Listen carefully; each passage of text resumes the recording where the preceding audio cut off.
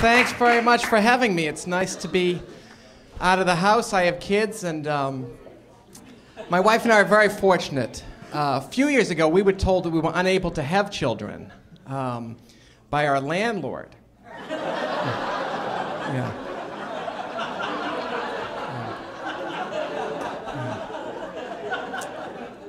My wife first got pregnant. I didn't realize she wasn't feeling well. I didn't think anything of it. Then she started throwing up every morning and putting on weight, and then it occurred to me, she's got a drinking problem.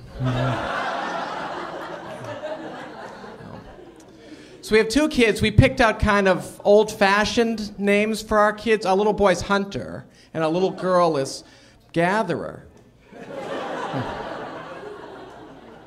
Names you don't hear a lot of anymore. But I remember about a week before my little boy was born, I went to buy a baby carriage, and the really nice baby carriages were $500 or $600. So that's when we decided that we're going to have an indoor baby. We clipped his nails. Of course, it's very different being a parent these days. Every kid is on medication these days. Both my kids are on Rogaine.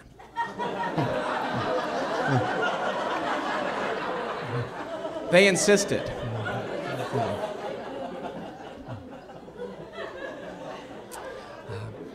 One thing that's helped us, about a year ago, we instituted something called Family Night, where we set aside one night a week for each of us to spend the night with a different family. Just to kind of break up the monotony.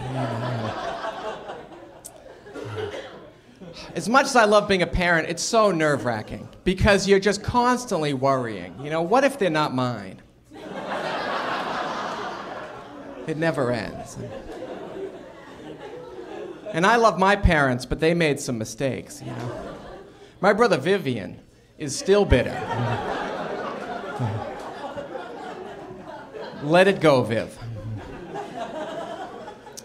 My brother called me last night to complain that his teenage daughter dresses too sexy because she doesn't wear a bra and she should, and her shirt never covers her belly, and half the time her butt crack is exposed. It made me realize that my dad dresses too sexy.